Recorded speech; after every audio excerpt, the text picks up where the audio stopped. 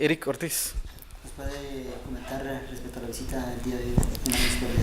Bueno, nosotros trabajamos en el Instituto de Antropología e Historia de parte del Ministerio de Cultura y Deportes, específicamente en el Departamento de Conservación y Restauración de Bienes Culturales. Y bueno, a solicitud del señor alcalde, pues estamos haciendo una visita técnica pues para ver el estado actual del inmueble. Posteriormente pues se va a hacer el levantamiento y la elaboración de la planificación para elaborar una propuesta de restauración del inmueble. Este inmueble es catalogado patrimonio cultural y es por ello que se tienen que hacer pues una serie de procedimientos para poder evaluarlo.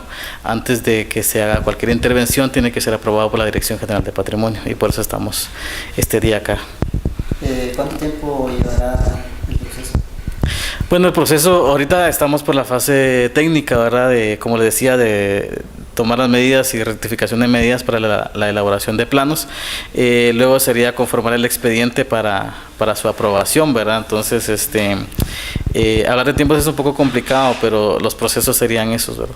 La visita que el día de hoy nos están realizando, en donde se va a hacer la rectificación de algunas medidas del inmueble de la municipalidad para posteriormente pues ingresar ya prácticamente a lo que es la restauración de la misma.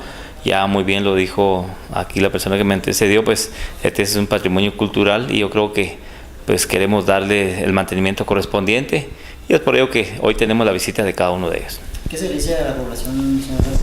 Bueno, pues que se va a restaurar este edificio municipal que ya tiene varios años de haber sido construido y pues yo creo que hay varias necesidades que tenemos que ir cubriendo para poderlo tener en buenas condiciones por muchas generaciones más.